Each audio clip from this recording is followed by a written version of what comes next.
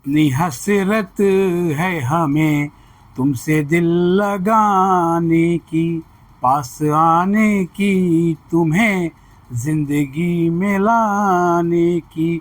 मैं दिल की बात भला कैसे कहूँ, कैसे कहूँ। जी हाँ, आपके दिल की बात अच्छे से समझता हूँ और आप मेरे दिल की बात समझते हैं। बस उम्मीद करते हैं कि जो दिल्ली विश्वविद्यालय के कॉलेजेस हैं वो आपके भी दिल की बात को समझें और आपका भी दिल्ली विश्वविद्यालय में पढ़ने का सपना साकार हो।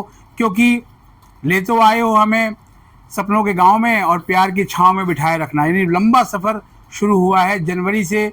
जो प्री बोर्ड शुरू हुआ था दिसंबर जनवरी से, और अब जो है वो अगस्त का महीना बीत गया, सितंबर भी एक सप्ताह जो है गुजरने की तरफ है। तो एक बहुत लंबा समय हो गया, एक सीट नहीं मिली। आज कई ऐसे मैसेजेस ने भावुक कर दिया। आज कई जो मैसेजेस हैं उन्होंने भावुक कर दिया कि सर एक सीट नहीं मिली है, मॉप अप राउंड में सीट मिल जाएगी। सवाल ये है कि मॉप अप राउंड में जो सीट है उसमें भी अलॉटमेंट का फार्मूला तो वही है जो आपका CSES पोर्टल पे CUT के बाद था। फ़र्क सिर्फ इतना है कि आपका जो मेरिट है वो CUT की मेरिट के बजाय कॉलेज में जो है वो क्लास 12 के मार्क्स के आधार पर कॉलेज मेरिट बनाएंगे। जी हाँ, क्योंकि सीट अलाटमेंट के फार्मूले के लेके आपके बहुत सारे प्रश्न थे और उनमें एक कॉमन प्रश्न था कि सर सीट कैसे अलॉट होगी। देखिए, जैसे ही आप अप्लाई करेंगे, अप्लाई करने की जो लास्ट डेट है वो है रविवार 7 तारीख। जी हाँ, 7 सितंबर शाम के 5 बजे तक ही आप अप्लाई करेंगे। तो आप मान के चलिए कि अब एक दिन का समय शेष रह गया है और ये जो चांस है वो आप चूके नहीं। मुझे कई सारे ऐसे मैसेजेस मिले कि सर क्या इसके लिए कोई फ़ीस रहेगी। अभी मैंने जब इस वीडियो को शूट करना शुरू किया था तो थोड़ी देर पहले, जस्ट 2 मिनट पहले का एक मैसेज है, वो मैं आपको पढ़ देता हूँ और उस मैसेज में आपको पता लगेगा। हो सकता है कि ये सवाल आपका भी हो और ये सवाल जो है कहीं ना कहीं इसके फीस से जुड़ा हुआ है कि सर जो स्टूडेंट्स ऑलरेडी रजिस्टर्ड हैं क्या वो भी कुछ फ़ीस पेमेंट करेंगे मॉप अप राउंड में या बस प्रेफरेंस फिल करनी है। देखिए, केवल प्रेफरेंस फिल करनी है और ये मैं आपसे 3 वीडियो पहले आपको बता चुका हूँ जब मॉप अप राउंड की घोषणा हुई थी कि मॉप अप राउंड में केवल फीस सिर्फ और सिर्फ उनको देनी है जो CSAS पोर्टल पर रजिस्टर्ड नहीं थे। यानी उनको 1000 रुपये रजिस्ट्रेशन फ़ीस प्लस 250 रुपये CSAS की फ़ीस जो है वो उनको देनी होगी। पोर्टल पे आने की जो थी, मॉपअप की कोई फ़ीस नहीं है। तो अगर आप इस बात को सोच रहे हैं कि मैंने फ़ीस नहीं दी तो मैं कैसे अप्लाई करूं, तो आप ये मत सोचिए, फटाफट वैकेंट सीट देखिए। देखिए, वैकेंट सीट को देखना बहुत ज़रूरी है। सीट मैट्रिक्स को आप देखिए और मुझे लगता है कि ऑलमोस्ट जितने भी कोर्सेज हैं, कल एक बच्चे ने कहा था कि सर साइकोलॉजी का कोर्स जो है वो नहीं दिख रहा है। मैंने जब देखा तो साइकोलॉजी में इकोनॉमिक्स प्लस साइकोलॉजी का कॉम्बिनेशन में UR कैटेगरी में 6 सीटें खाली मुझे दिखी हैं। ऐसे ही बहुत ही माइन्यूटली है, थोड़ा आपको वक्त लगाना पड़ेगा और उन सीट को एक एक करके देखना होगा। फिर एक पेपर और पेन लीजिए और उसके बाद उसको नोट डाउन करिए और नोट डाउन करने के बाद जो है वो आप अपनी प्रेफरेंस में उसको डालिए, क्योंकि आपको अपने जो डैशबोर्ड पर ना बहुत कुछ दिख रहा होगा।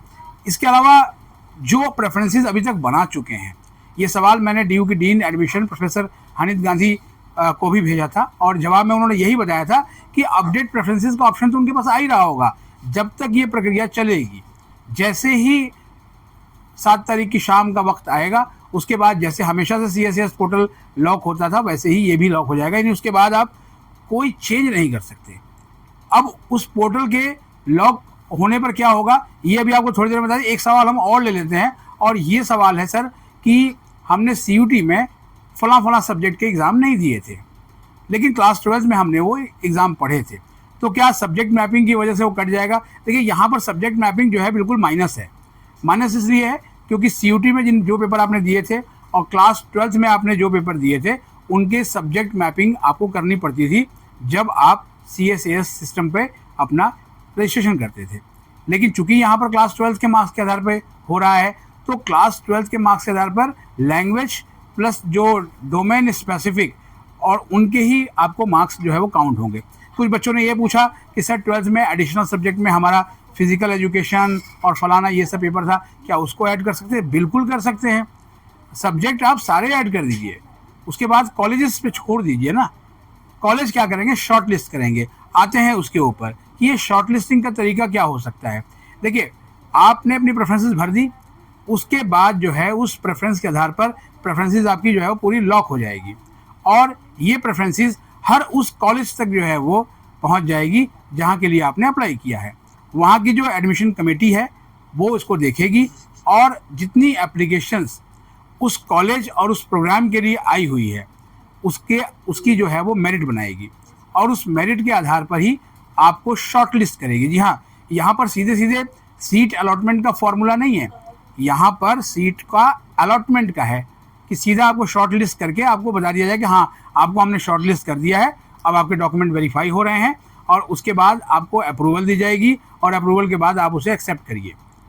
तो इस तरीके से जो है वो एक साथ आपको मल्टीपल एलोकेशंस मिलेगी। एक पेरेंट ने पूछा कि सर ये मल्टीपल एलोकेशंस क्या है, कब CSES में तो एक सीट निकाल के जो है वो दी जा रही थी, तो फिर ये मल्टीपल से हम कैसे करेंगे। देखिए, आपके बच्चे ने मान लीजिए 24 प्रेफरेंसेस बनाई है, और 24 अलग अलग कॉलेजेस में अलग अलग प्रोग्राम्स के लिए है, तो उन सभी में उसकी एलिजिबिलिटी है। अब उसके आधार पर जो कॉलेजेस हैं वो उनको शॉर्ट लिस्ट करेंगे। मान लिया कि राम, श्याम, मोहन 3 लोगों ने जो है वो एक ही कोर्स के लिए अप्लाई कर रखा है, और उनका जो बेस्ट ऑफ 4 देखा जाएगा, जिसका बेस्ट ऑफ 4 ऊपर होगा, जाहिर बात है वो सबसे पहले शॉर्ट लिस्ट उसका होगा, उसके बाद सेकंड, थर्ड। उसके आधार पर चाहें तो हो सकता है कॉलेजेस वेटिंग लिस्ट भी बना सकते हैं, लेकिन इसको लेकर अभी खुलासा नहीं किया गया है। सोमवार को इस पर हम जो है वो ज़रूर बात करेंगे कि क्या जितनी सीटें दिखाई जा रही हैं उतने ही सिलेक्शंस होंगे, या फिर जो है वो वेटिंग लिस्ट भी बनाई जा सकती है, जिससे कि अगर मान लिया कि वो नहीं लेते हैं तो दूसरे को मौका मिले। लेकिन चूंकि एक साथ आपके डैशबोर्ड पे मैक्सिमम जहाँ जहाँ होगा वहाँ आपको आपकी अलॉटमेंट दिखेगी शॉर्ट लिस्ट में, तो आप अपने डैशबोर्ड पे आपको नज़र बना के रखनी है सोमवार की शाम से। अभी एक सवाल जो मैक्सिमम EWS के कैंडिडेट्स का है कि अब उनका EWS का सर्टिफिकेट बन के आ चुका है, तो लेटेस्ट जो 31 मार्च 2025 के बाद का है, तो क्या अपनी कैटेगरी चेंज कर सकते हैं? बिल्कुल कर सकते हैं। ये भी सवाल पहले दिन में इसका आंसर किया था, शायद ये कन्फ्यूजन अभी दूर नहीं हो पा रही है कि जब आप अपना प्रोफाइल बना रहे हैं, प्रोफाइल मीन्स उसमें बहुत सारी चीज़ें आती हैं, आपका नाम, आपके पिता का नाम, आपकी डेट ऑफ बर्थ, आपकी क्वालिफिकेशंस, आपका सब कुछ, आपकी कैटेगरी। तो जब आपको प्रोफाइल बनानी है और नए तरीके से आपको प्रोफाइल बनानी है, तो आप अपनी कैटेगरी भी चेंज कर सकते हैं, क्योंकि CSES पीछे हो गया है और अभी पूरा सिस्टम जो है वो मॉप अप है। सीटें हैं, क्लास 12 के आधार पे आपको एडमिशन मिलना है, तो अब आप अपनी कैटेगरी भी चेंज कर सकते हैं, बस उसका वैलिड सर्टिफिकेट आपके पास होना चाहिए।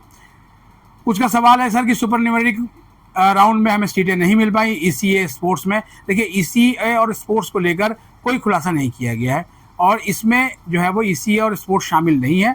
जो आपको कैटेगरी है अलग अलग वही चीज़ें होंगी। और जो लास्ट का सवाल है जो एलिजिबिलिटी को था, जिसमें मैंने कल भी शाम को आपको बात की थी, ये मेरे हाथ में आप देख सकते हैं कि ये दिल्ली विश्वविद्यालय का बुलेटिन ऑफ इंफॉर्मेशन है, और ये अपने आप में समझ लीजिए कि ये संविधान है एक तरह से।